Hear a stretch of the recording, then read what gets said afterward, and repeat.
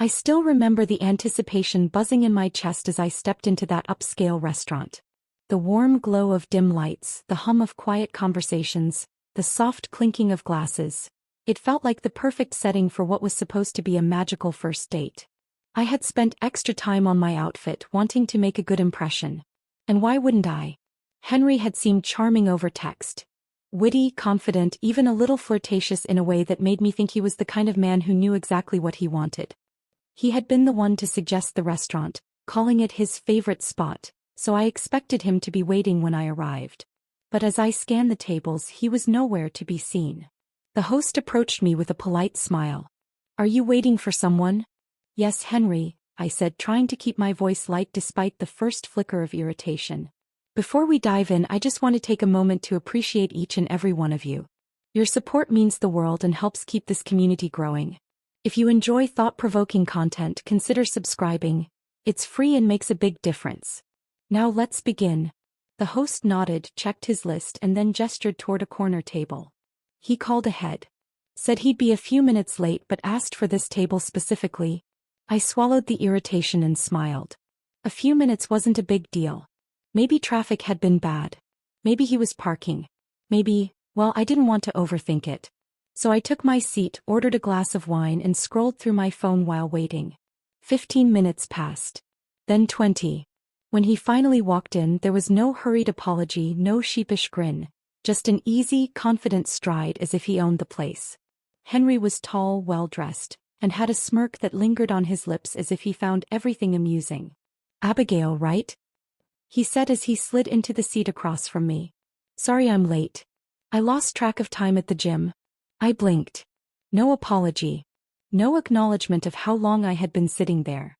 Just a casual excuse, as if making a woman wait for nearly half an hour was normal. Still, I smiled, determined not to let the evening be ruined by a rough start. "I hope you had a good workout."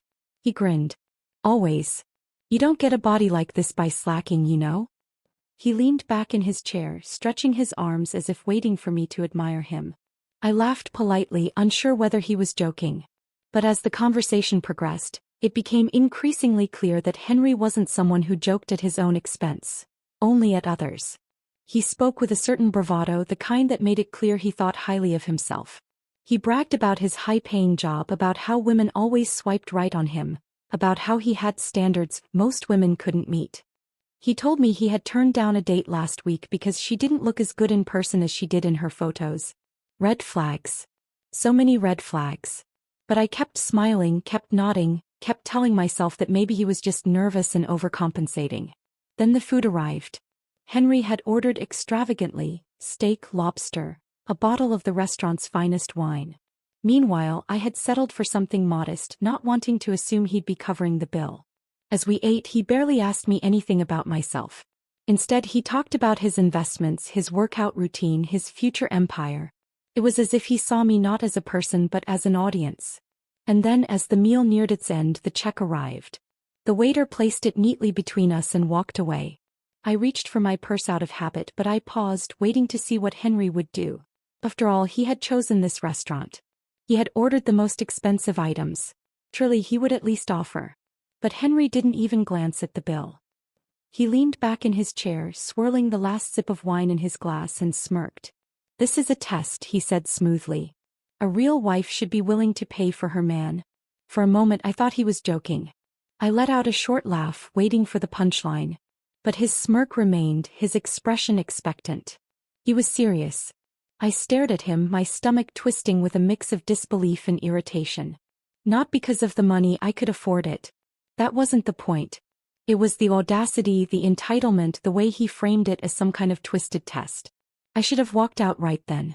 I should have left him there, forced him to cover his own extravagant meal. But something in me wanted to see how far he would take this. So I smiled, pulled out my card, and paid. Henry's smirk widened as if he had just won a game. "You passed," he said, raising his glass in a mock toast. I clinked my glass against his and took a sip, masking my disgust. Then he had the nerve to lean in and say, "So when's date number 2? That was the moment I knew exactly who he was. A man who played games. A man who saw relationships as tests, as competitions where he always had to come out on top. A man who thought women had to prove their worth to him, but he never had to prove anything in return. I stood up, gathering my things. "I'll let you know," I said, voice light and playful. His grin deepened, clearly assuming he had won me over. But as I walked away, I blocked his number before I even reached the door. I didn't look back. That should have been the last time I ever saw him. It should have been nothing more than an amusing story I told my friends over drinks. A cautionary tale about the worst first date I had ever been on. But fate had other plans. Because years later, Henry would walk into another restaurant for another date. And this time he wouldn't be the one in control. As I walked away from that restaurant, blocking Henry's number before I even reached my car, I told myself I'd never think about him again. He was just another lesson. A cautionary tale, a reminder of the kind of man I would never tolerate. But lessons, even the harshest ones, shape us in ways we don't always realize in the moment. 4 months after that night, I found myself reflecting on the encounter, not because of Henry himself but because of what he represented. He was a type, a pattern I had seen before.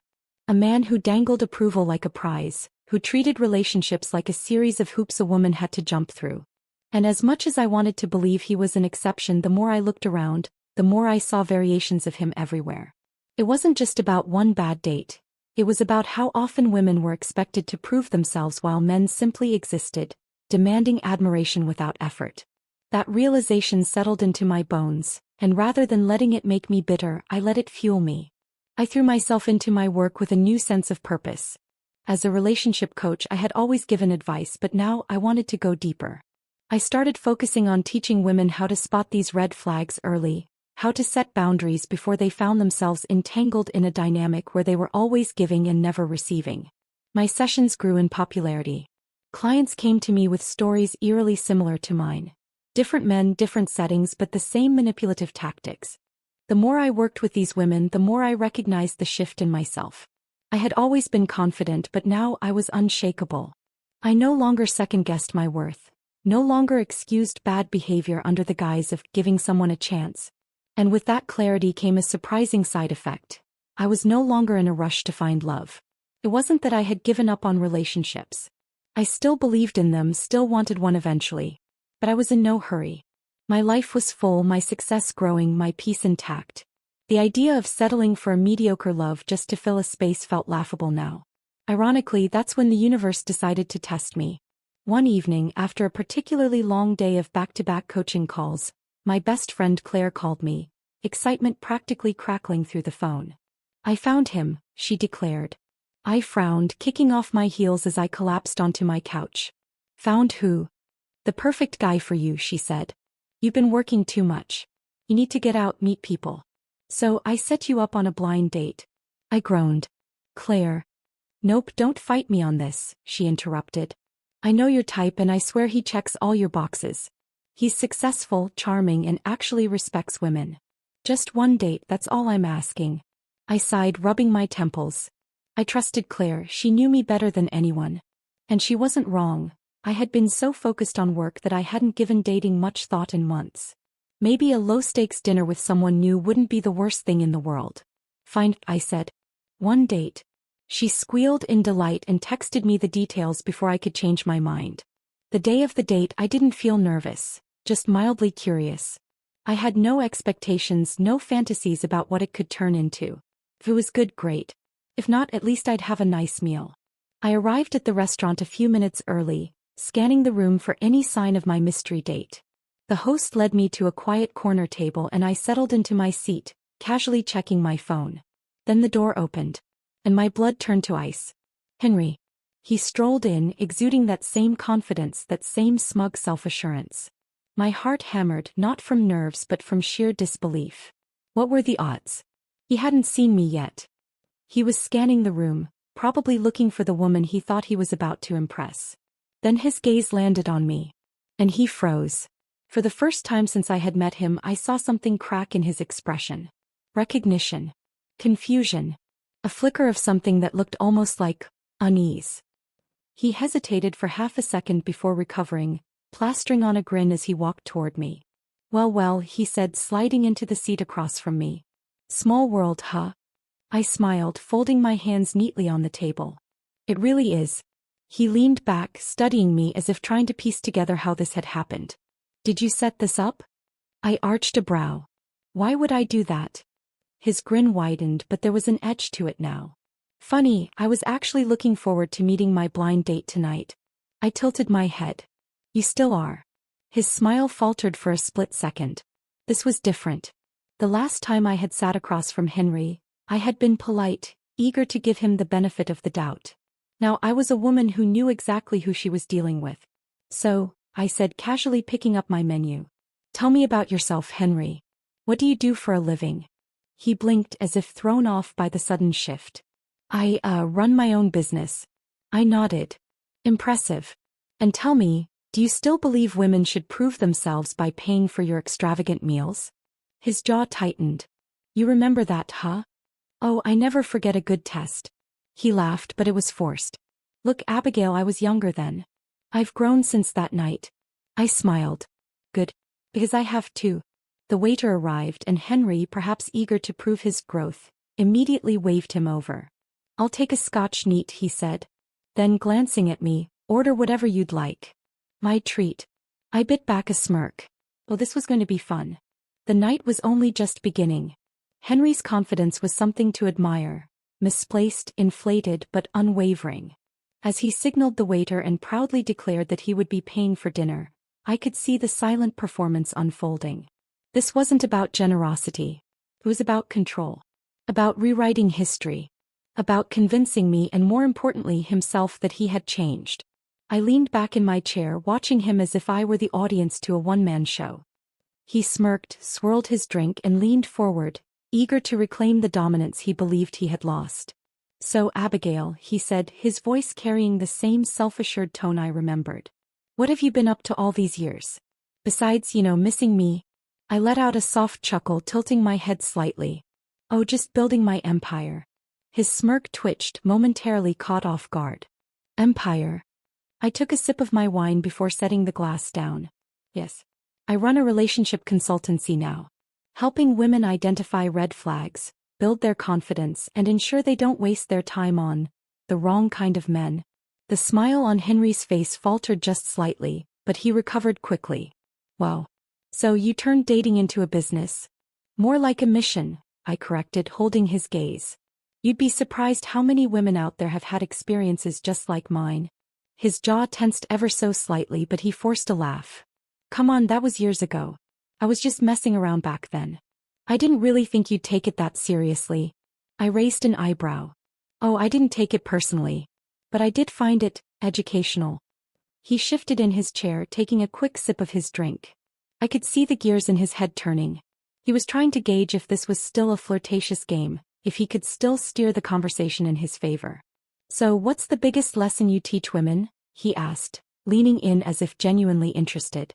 I smiled, not missing the challenge in his tone. To never ignore the first red flag. For the first time that evening, his confidence wavered. Just a flicker, but it was there. A crack in the armor he had so carefully crafted. The waiter arrived, setting down our plates. Henry immediately dove into his steak, but I took my time watching him, waiting. I knew him now. I knew how men like him worked. The only question was, how far was he willing to go to prove himself? So, I continued, cutting a small piece of my food. Tell me, Henry. What's changed? He swallowed quickly, dabbing his mouth with the napkin. What do you mean? Well, I said, gesturing toward him, you seem eager to impress me tonight. And if I recall, the last time we sat across from each other, I was the one picking up the tab. So what's different now? His smile was tighter now, forced. I've grown up, Abigail. I'm not the same guy I was back then. I nodded slowly, setting down my fork. That's good to hear. So no more tests for the women you date. His laugh was strained. Come on, don't tell me you're still thinking about that. It was just a joke. Was it? I asked, tilting my head. Because I've spoken to a few women who've gone on dates with you since then. And, funnily enough, they all have similar stories. His entire body went still.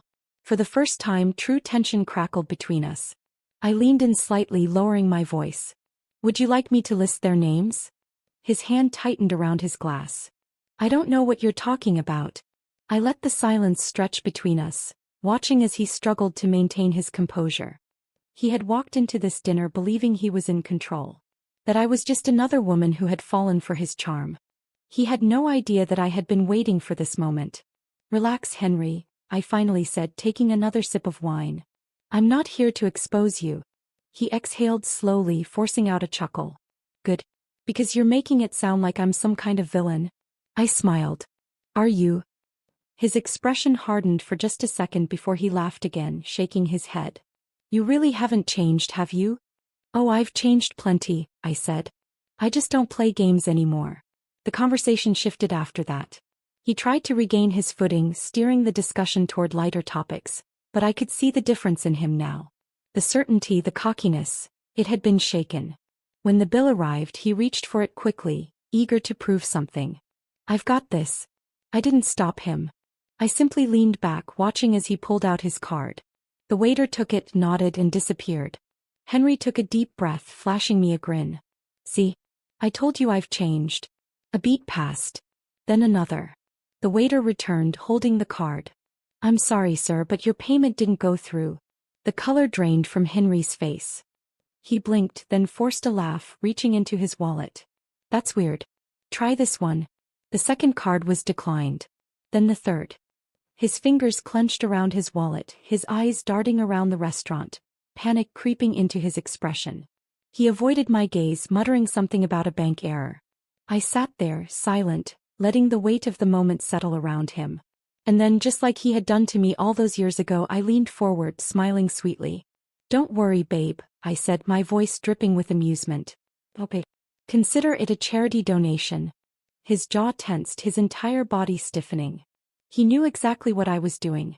I took my time, sliding my card toward the waiter who, bless him, bit back his own smirk.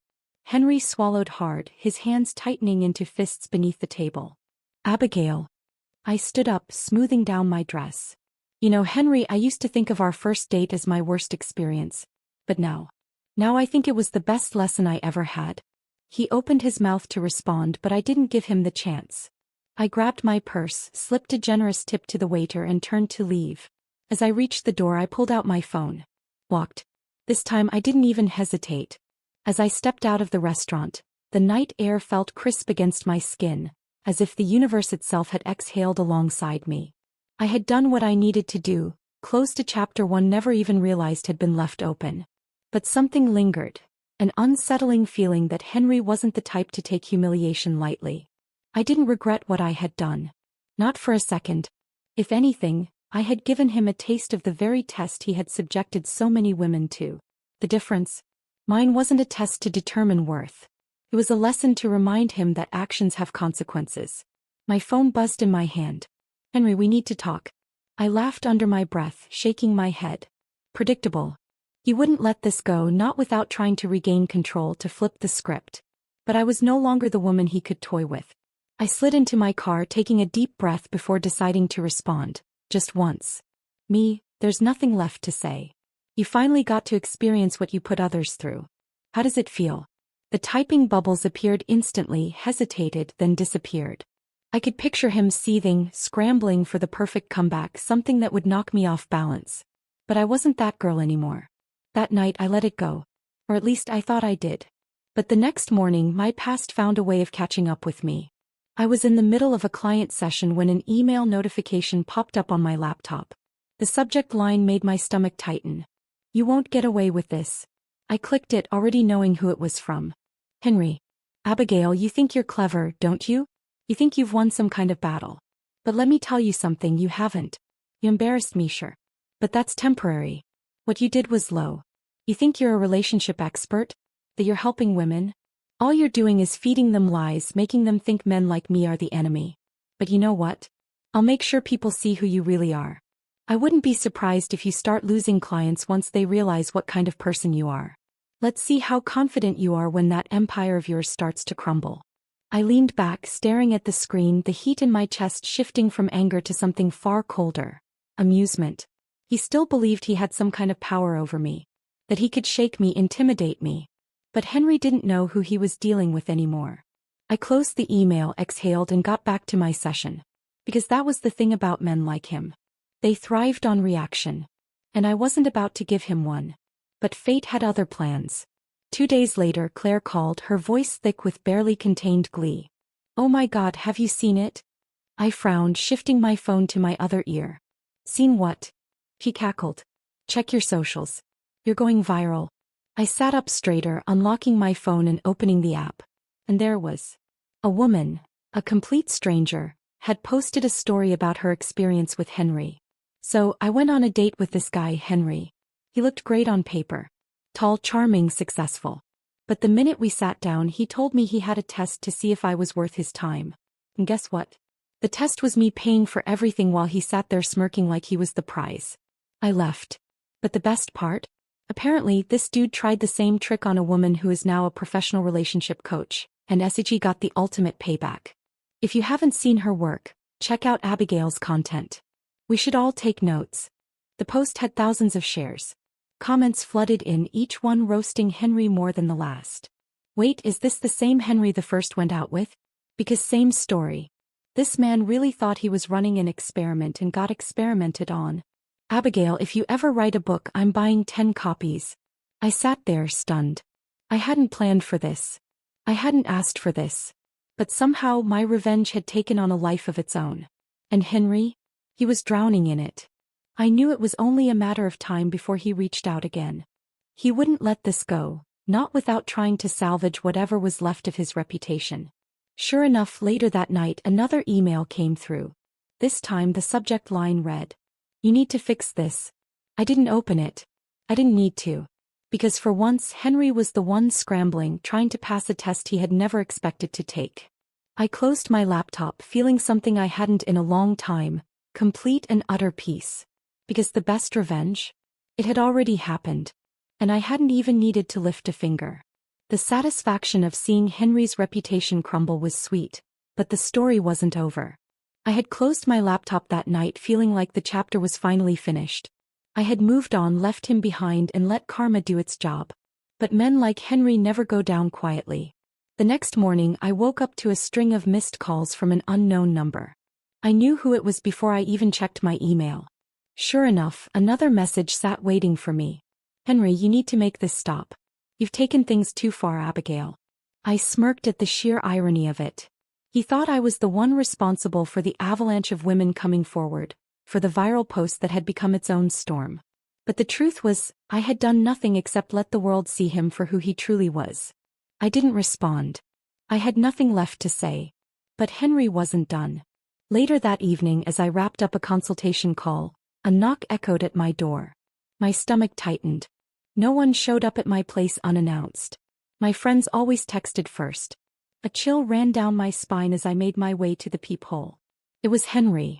I stepped back instinctively, heart pounding. How did he even know where I lived? He knocked again, firmer this time. "Abigail, I know you're home." His voice was tense, low, controlled.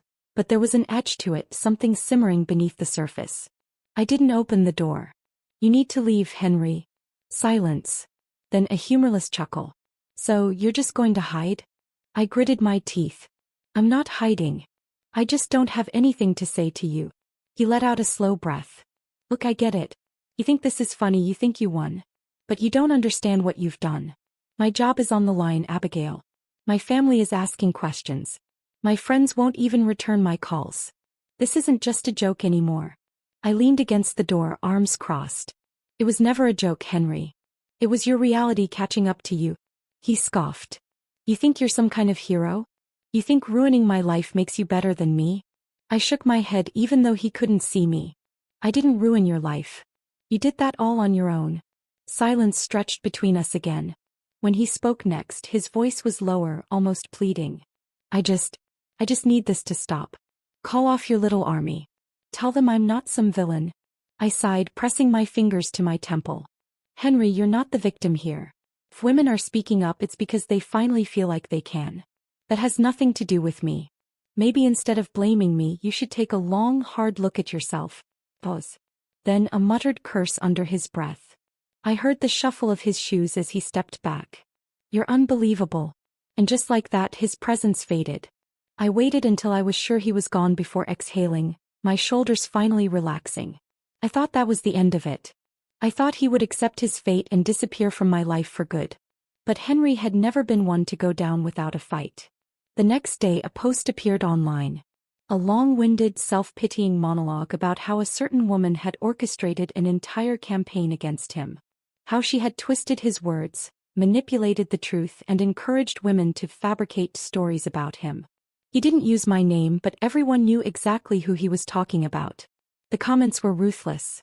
"So now you're playing the victim? Dude, you literally did this to yourself." Gaslighting at its finest. Bro thought he was a mastermind but forgot karma exists. Henry had wanted sympathy, but he had miscalculated. Again. Women weren't just angry. They were tired. Tired of men like him. Tired of being told their experiences weren't real.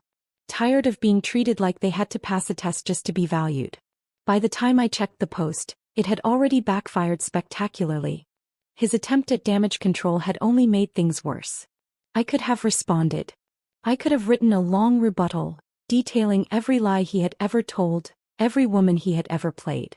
But I didn't need to. Because this time I wasn't the one leading the charge.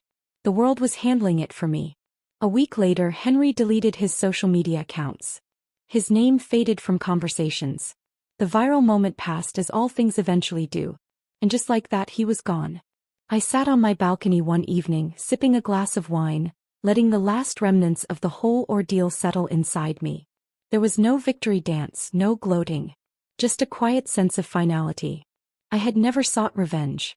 All I had wanted was to live my life, to move forward.